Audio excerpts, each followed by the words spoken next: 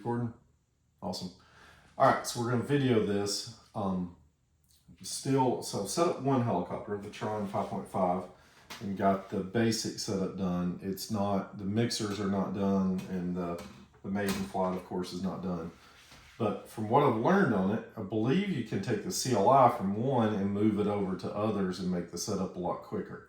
So I'm going to take, I've hooked up the Tron 5.5, went into the CLI, run the command diff all, save that to my computer, and I believe what I can do is take and load that onto here. We're going to try that while we're on video.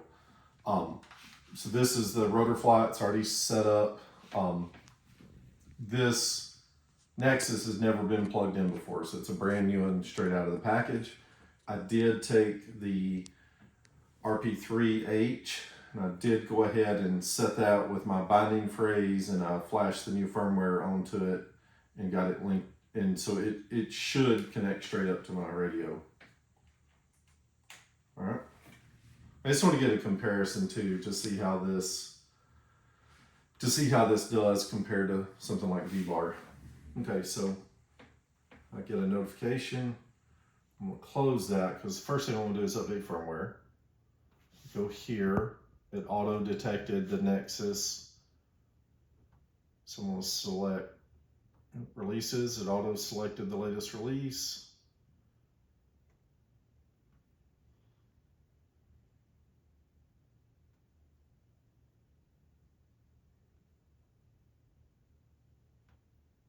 So I'm going to run that.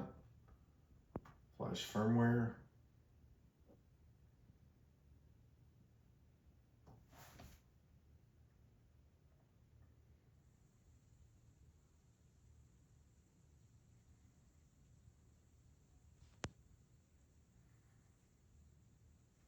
So now we're updating the nexus to the latest software. We'll go ahead and do that so we have it set up. And again, like I said, I've already put the RP3H. I've already updated the firmware on it. So with this versus like VBAR, you have to update the fly wireless unit, and you'd have to do the receiver. All right, so successful. Awesome. So I'll connect again. It says it's not, the accelerator's not calibrated. This may not be the way that they recommend doing it, but I'm gonna eyeball it and level it on my desk here the best I can.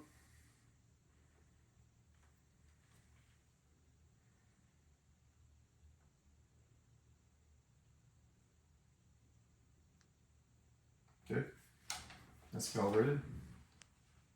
I'm gonna go here to CLI, and I really just want to test what, and I'm not using auto level or any of that stuff, so I don't think it's super critical that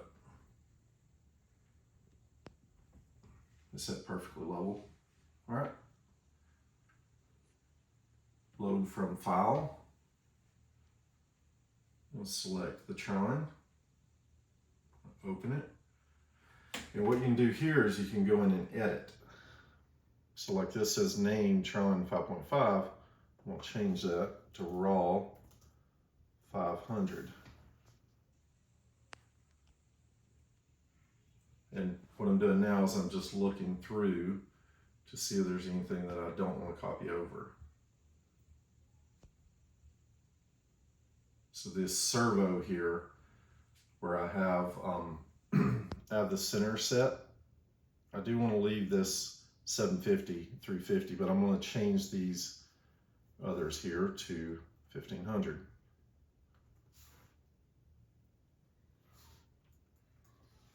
And once I do this once, I could save this configuration and have just a default to start out with. Yep, so that's back to what would be default. Get the mapping on the receiver, the aux channels and how that's set up. We'll leave all that. The adjust functions, we'll leave all that. I had wires to the rear on the other helicopter, so the rotation 180 degrees, I'll leave that.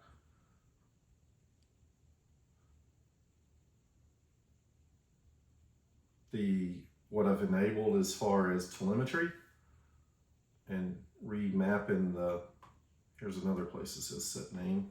So we'll change that to raw 500. Profile 0, it's got the head speeds. Those look reasonable.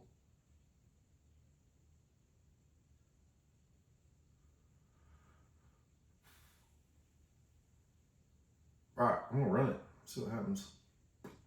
Bam.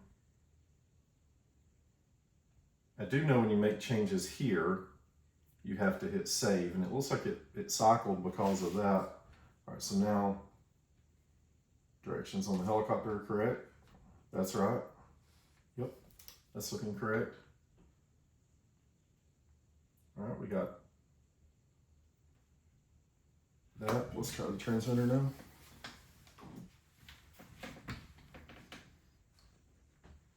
And with this system, I don't have to have another model. I just use the same model again.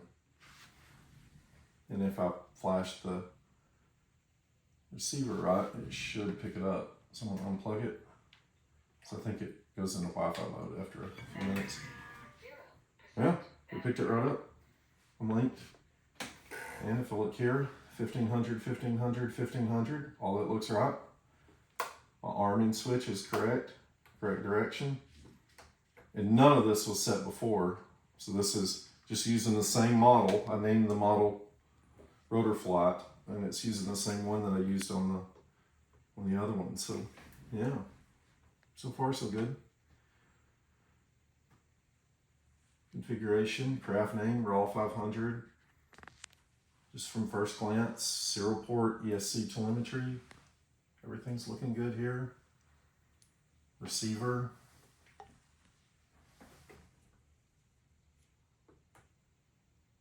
Yeah, everything's correct there. Correct directions.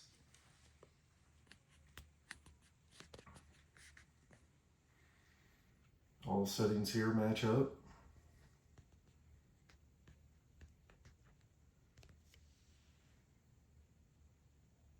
Servos, all that looks good. Mixer, it dropped. And I set the mixers, the cyclic and the collective calibration down to 30 and down to 40 on the tail. And that's just so I don't overdrive the servos with linkages hooked up.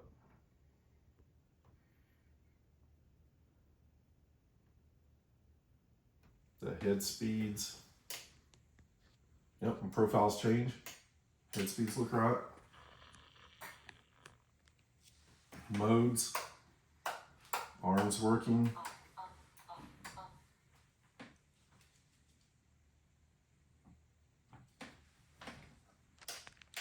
And I set the rates on a separate switch from the profiles.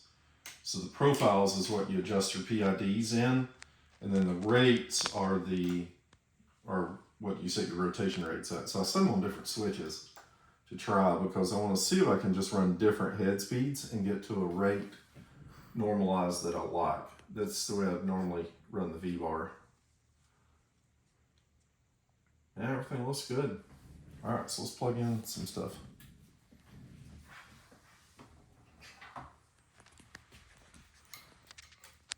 All right, so rear servo is servo 1.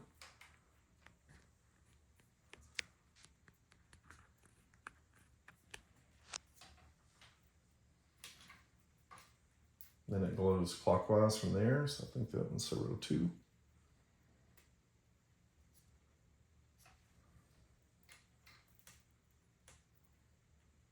Servo 3.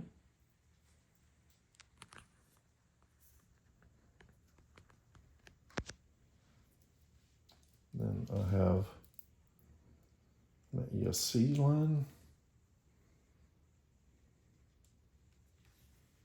Oh, tail's next. Oh, I need to check and see if it changed it to narrow band. You still recording? You can talk. It's okay. Okay. I accidentally stopped it by pushing a button that I didn't know existed. Okay. I'll see if I can patch it back together. Okay.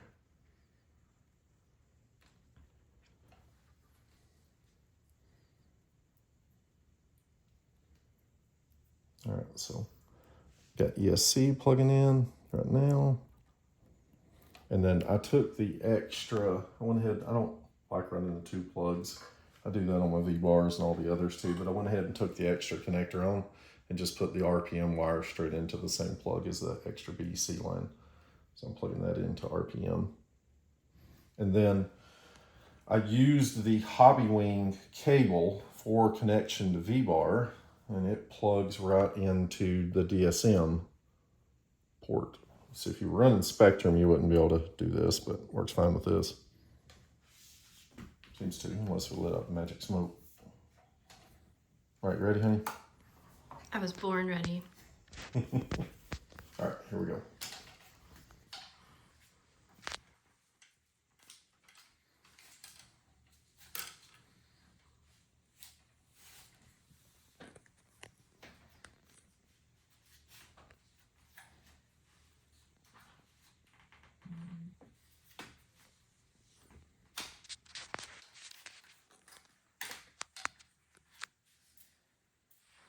I actually haven't plugged the battery into this one before. I'm gonna have to do a little adjusting on it. There we go.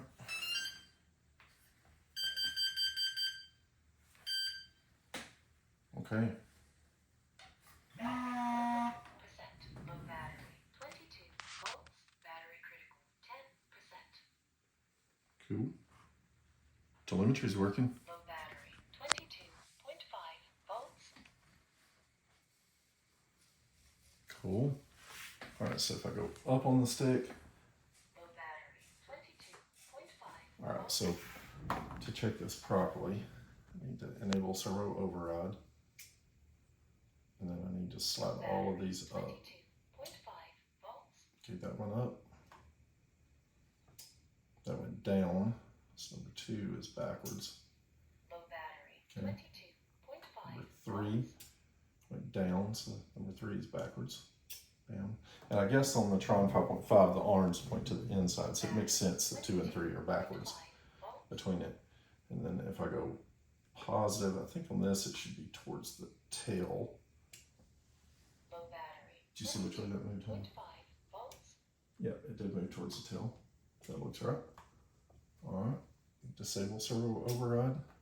Low battery. We'll save it. 22.5 volts. Bam. Okay. So, cyclic's working. Low battery, 22.5. So left. So push into the rear. Make the so direction's correct on that. Low battery, 22.5 volts. Corrections correct there. It's correcting correctly. Left is left. Right is right. Battery, Forward is forward. Up is up. All that looks great. It's correcting correctly? It's correcting correctly. Wow. Right. Okay. low All battery, that's working. 22.5. All right, back up, honey. Let's cross our fingers and see how this goes. Low battery, 22.5 volts. I'm not recommending you do this. I'm just experimenting to see if this is going to work. Now, I did update the firmware on the Hobbywing ESC, 0.5 volts. and so it's up to date. And I did just a basic setting. I set it in heli linear, Low battery, and so I want to see if it'll spool with it set. So I'm gonna arm it. low battery, 22.5 volts. Auto. Engine on. Oh, I had to do this earlier. So after it's been on the computer like that, in order to arm it, let me make sure my arm switch is off. You got to power cycle it. Low battery, 22.5 volts. Okay. Things looking good. Battery, 22.5 volts. Auto.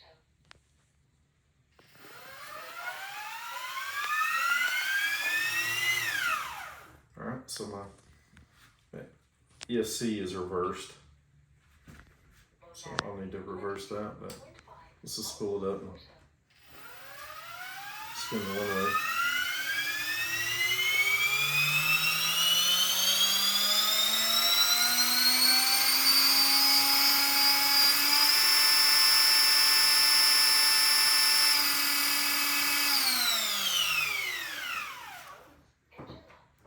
All right, so I'll take my programmer and reverse the Hobbywing ESC, Low battery. 22.3 but volts. that's a setup from first plug-in. And that's after setting up one helicopter.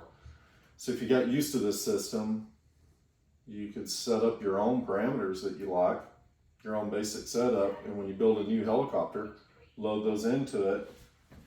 And then now at this point, I would just go into, let me unplug it before I do this. And I've got a widget loaded on this transmitter.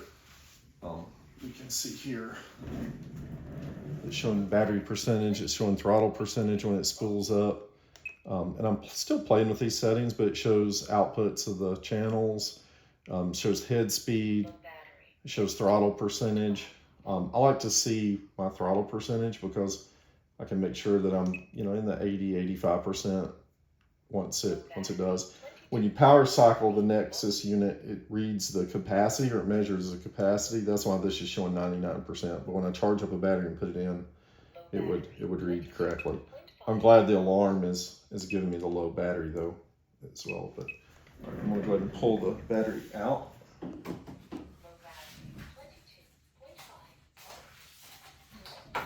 And we'll hook it back up to the computer. Honey, if you come over here a little closer. No, I'm just gonna turn this off.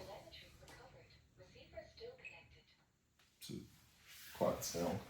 But now I just need to come here, go to servos, set my center points, which they look pretty good. So set my center points on those. Then I'll come here to mixer and set my calibration on it.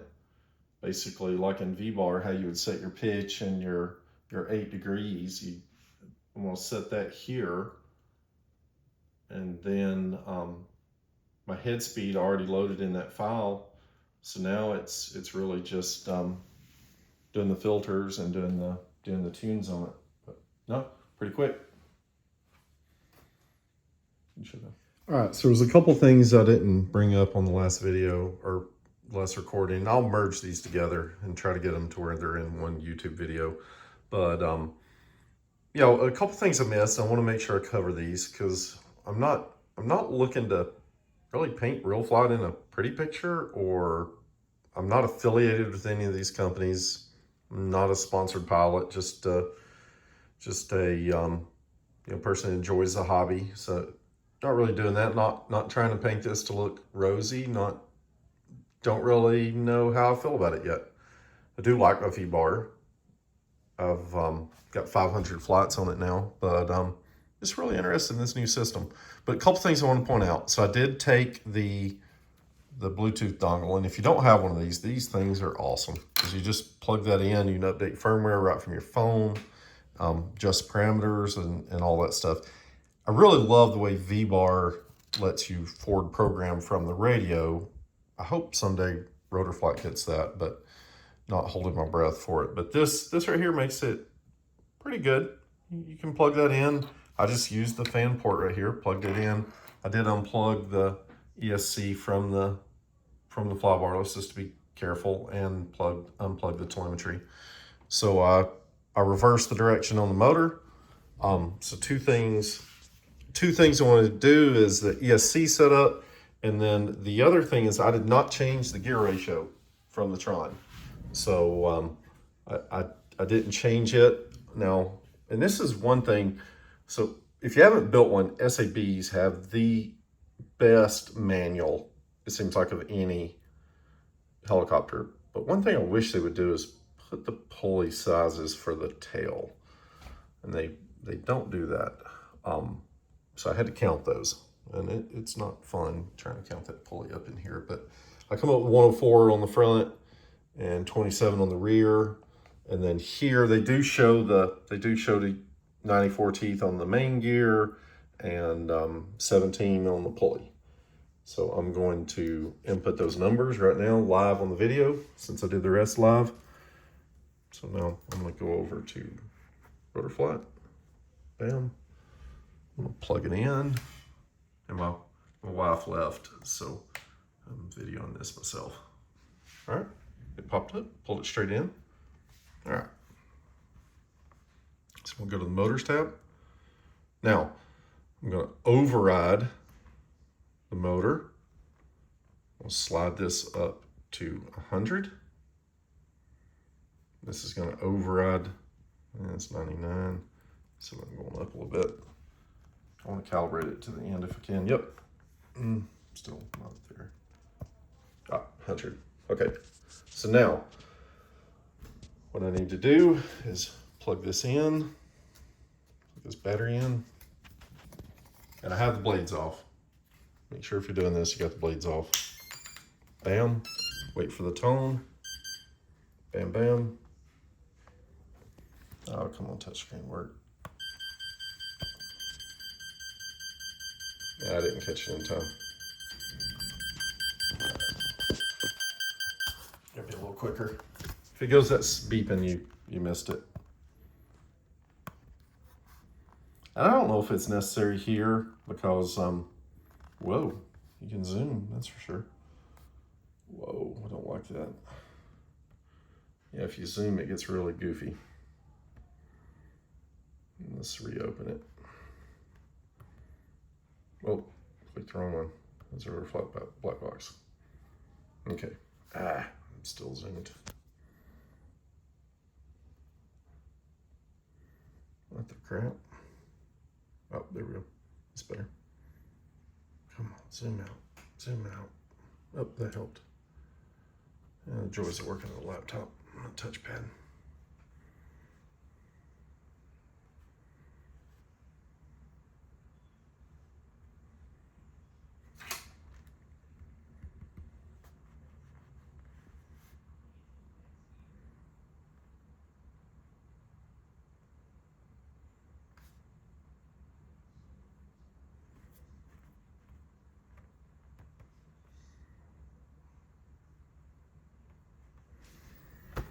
This is a pain.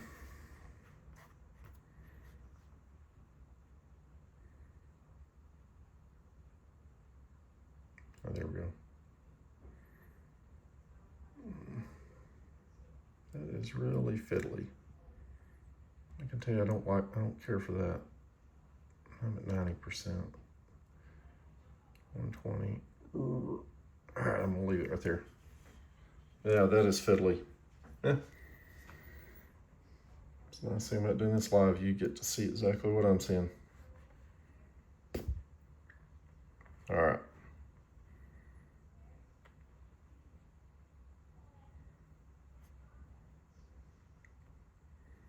So it kept motor rod enabled after doing that. That is interesting to know. Okay, so I'm gonna override the motor. So I can do this one-handed here without scaling the screen wrong again. And I got throttle at 100. So now what I've got to do is plug it in. Get over here quick. Bam, got the sounds. Bingo, done.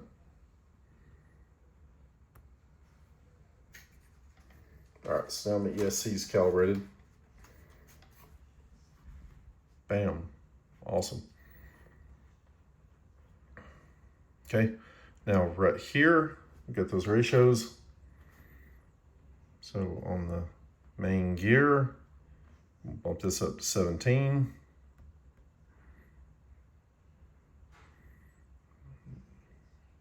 And we'll drop this down to 94. That is interesting how much difference there is in gear ratio between the Tron 5.5 and the Raw 500.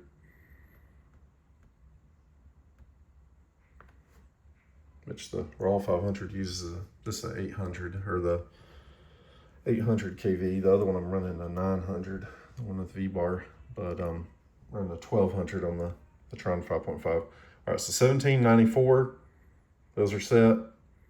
Then, and if you click on this, it tells you which one to put.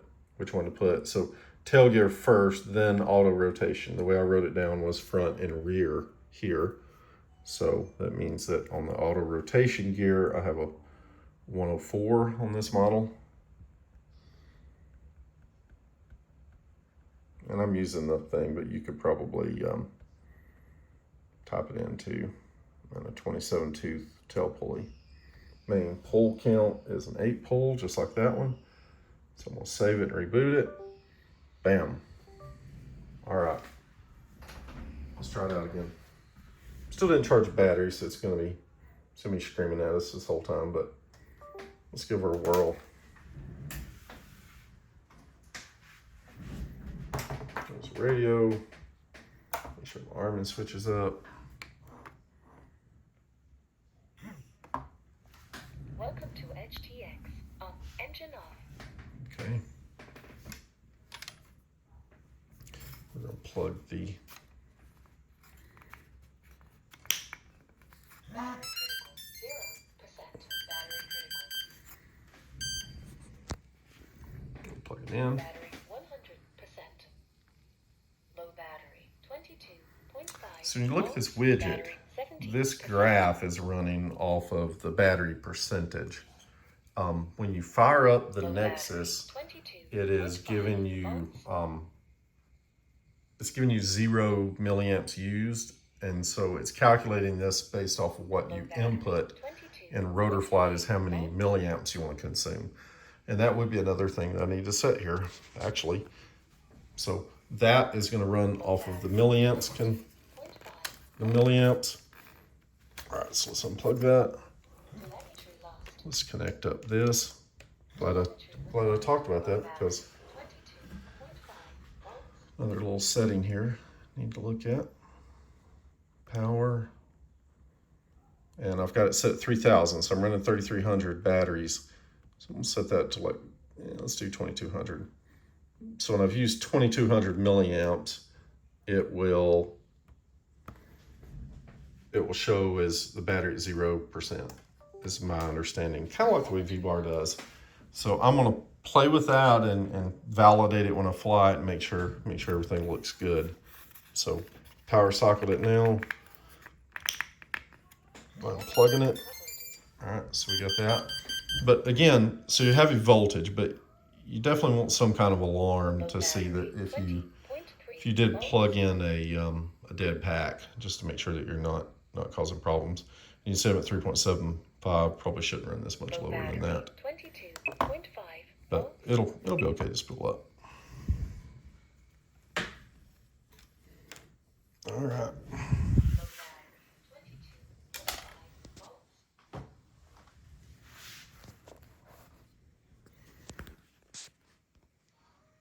Low battery. All right, so I'm gonna arm it. 22.5 volts.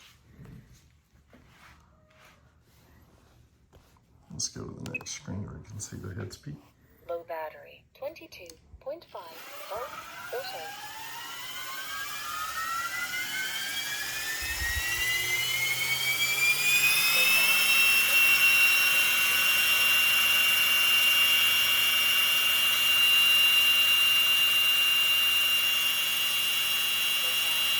Smooth.